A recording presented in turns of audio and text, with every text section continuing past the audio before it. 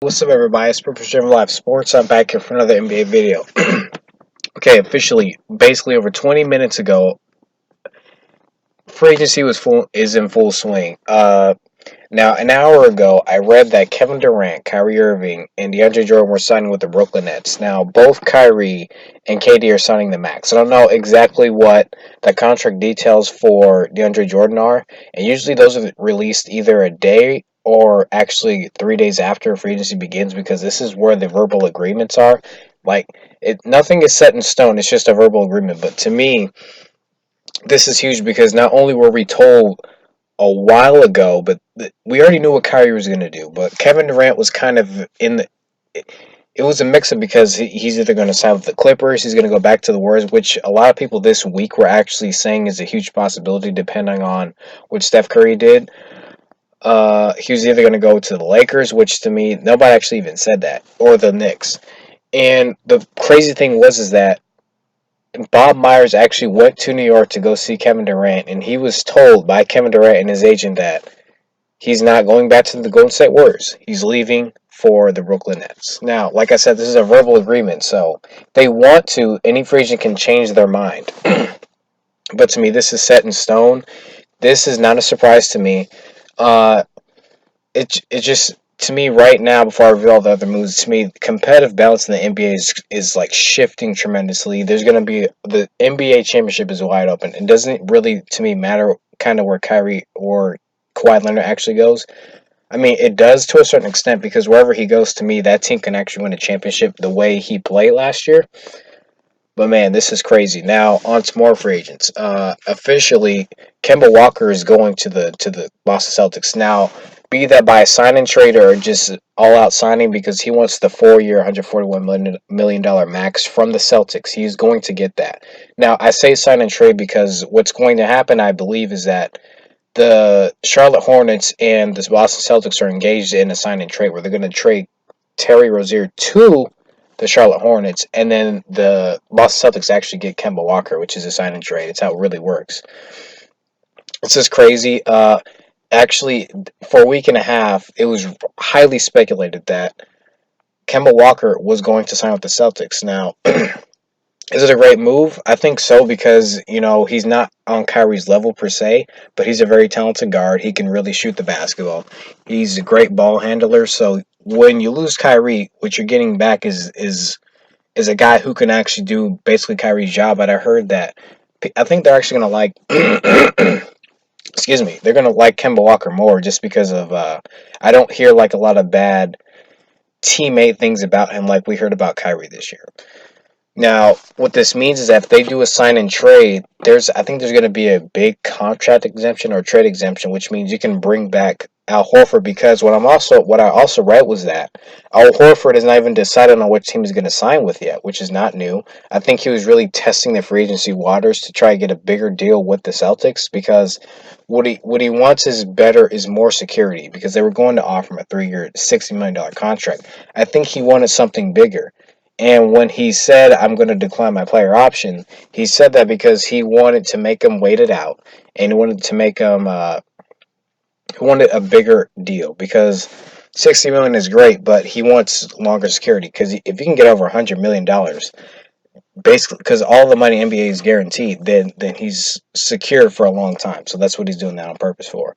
Now, more free agency news. Derrick Rose, he's not going back to the Timberwolves. He's signing a 2 year, $15 million deal with the Detroit Pistons. It's a great deal because, to me, they needed more shooting. They need a guy who can put the hole in the basket besides a Blake Griffin. And I don't know what this means for the point guard, Reggie Jackson, but this is just another great move that the Pistons need to make because they were a good playoff team last year, but they got bounced in the first round. They got swept by the Milwaukee Bucks. So it just to me they just need shooters, they need scorers, and this is kind of a move where they're moving in the right direction. Now on to the Milwaukee Bucks.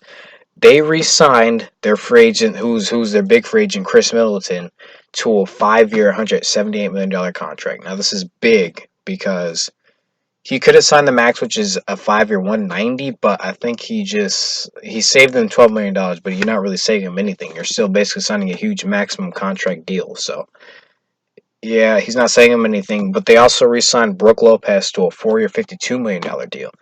Now, I'm wondering what this is going to do to Malcolm Brogdon, because he's probably going to get a contract in the area of a Brooke Lopez type or bigger, but he's a restricted free agent for the Milwaukee Bucks, and Milwaukee wants to bring back everybody. Now, I read somewhere that one of their big free agents, Nikola Mirotic, is actually going back to Europe, so they won't be able to bring him back, and he's a big floor space for them, but there's always different free agents you can find and bring in. So that's a huge signing. Wow. D'Angelo Russell, he is rumored to be going to the Minnesota Timberwolves. That would be a big signing for them, because to me they need another point guard to really replace what a Derrick Rose did last year. He can also score with the best of them to me. So that's going to be big for them. But Jimmy Butler and Kawhi Leonard, to me, are right now, they're taking meetings. I don't know exactly what they're doing, but there hasn't been any contract details or any news of that type of, or any type of dealings like that, because like I said, as much as you do verbal agreements on the first day or the first hour, what they're trying to do here is they're looking for the best option. And Philadelphia has not offered Jimmy Butler the max or anything close to it, I believe, is what I've heard and what I've read. So he's actually interested in Miami. He's interested in the Lakers. I don't know if he's actually interested in the Clippers, but I wouldn't count them out. This is big because and on to that, Philadelphia's already lost JJ Redick to the New Orleans Pelicans to a 2-year, $26.5 million deal. So you guys, like, already in the first hour, we're still in the first hour, and all these guys have just moved on. Like, this is crazy, man. Like, this is my favorite part, really, of the NBA season, because as much as I love watching guys play, when you see all this movement, you see all the moves that have to be made to build a team. It's just crazy. It's legitimately crazy. Yeah, so also Tobias Harris has not made any moves yet. I don't know what he's waiting for. He's probably waiting to see if Philadelphia will give him the max. Philadelphia's got a tough decision to make, because you can't, to me, they can't afford to lose. They can't afford to lose one of those free agents, another one of them. Okay, they can lose two of them, but if you keep Jimmy Butler, I think you'll be just fine. You just have to really fill out that roster. But if you lose Jimmy Butler and you lose Tobias Harris, you're in trouble. And also, I heard that the Philadelphia 76ers and their point guard slash power forward, Ben Simmons, are in discussions for a max contract extension, which will be worth basically 5 years over 200, I think 30 something million. So I told you guys in so many videos, how you build your team is important, because you have to build with young players. You do all this drafting, which Philadelphia has done greatly, but you're not only are paying, Joel Embiid the max, now you're going to be paying Ben Simmons the max, but you have to pay him or he's going to leave, because that's what Rich Paul does. He's one of the best agents, where he's just going to get his client the deal. But you have to. Philadelphia is really in a sticky situation now with this process that they had to go through. So, wow, I just told you guys a lot. I've learned all this stuff really in the past, like, hour to last 20 minutes. Like, this is crazy. All this movement, all these players leaving. Whew. Oh, Lord. Uh, But you know me, it's Purple General Life Sports, and that's going to do it for this video. But actually, I actually want to talk to you guys about it, because in the last few videos, I've talked to you guys about team building. I think, Milwaukee, as great as they're going to be for, the next few years, because they have, really their core players, they're going to be a team that is like Golden State, where you're stuck in cap hell, because you want to have a good team. You want to be able to be in championship contention. But this is why the NBA is so great, because they put a cap on how much you can really, on how competitive you can be. Now, you can be one of the best teams like Golden State has been, but guess what? You have a cap to how much you can really surround that talent with. So, Milwaukee, Philadelphia is headed down that track. Who else? The Lakers are headed down that track too, depending on who else they sign, or if they keep LeBron and Anthony Davis together, but they really fill out. If you fill out a roster instead of trying to go after somebody big, you're really not going to be in a big situation. To me, I kind of like teams that like to fill it out instead of kind of just, you know, go pick up stars and throw them in there. I call it throwing in, but you throw in, you fill out. I like teams that really fill out. Golden State used to be a team that was filling out its roster. The first year with KD, they were filling out the team. But after that first year, then they started throwing in different pieces, which is fine. But you have to then you have to be concerned with the consequences of that. Like I said, Philadelphia, Milwaukee's headed down that path. Depending on what the Lakers do, they're headed down that path as well. These supermax deals, these maximum contracts. It's just you take what you can get. You always want to be competitive, but you also gotta be smart and planning years ahead. So. Wow. Also, I didn't talk about the Warriors at all, but Klay Thompson. I think the Warriors and Klay Thompson did agree on a 5-year, $190 million max, which is what I'm not surprised. To me, they were going to do that all along. They were supposed to do that because you got to keep Klay. You lose Klay, and you're going to go down the tubes. And if they lost Klay, if I was the Warriors, then I would trade Draymond because without Klay, Draymond to me is only useful to an extent that on the defensive end, he will give you everything he's got. Offensively, when you lose Klay and you just have Steph, your offense is so predictable. You know that you just have one shooter. So you got to trade Draymond. You got to rebuild, short term around Steph. So,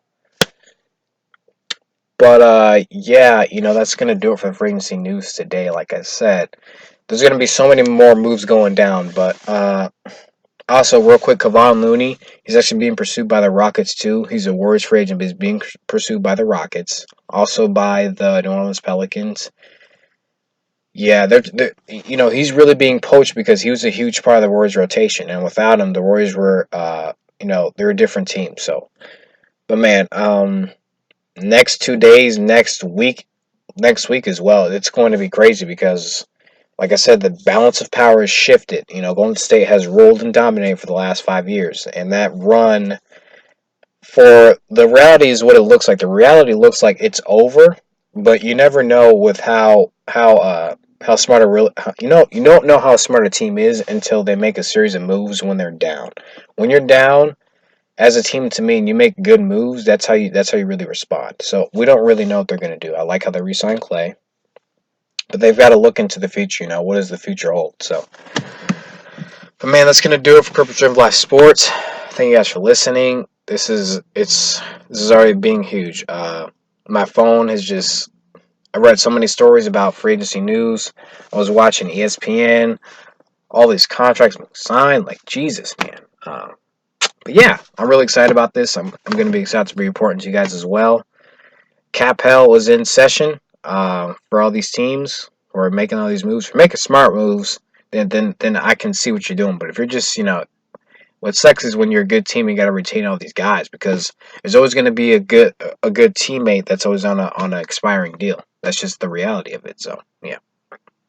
Well, thank you guys once again. Purpose Driven Life Sports, and I'm out of here.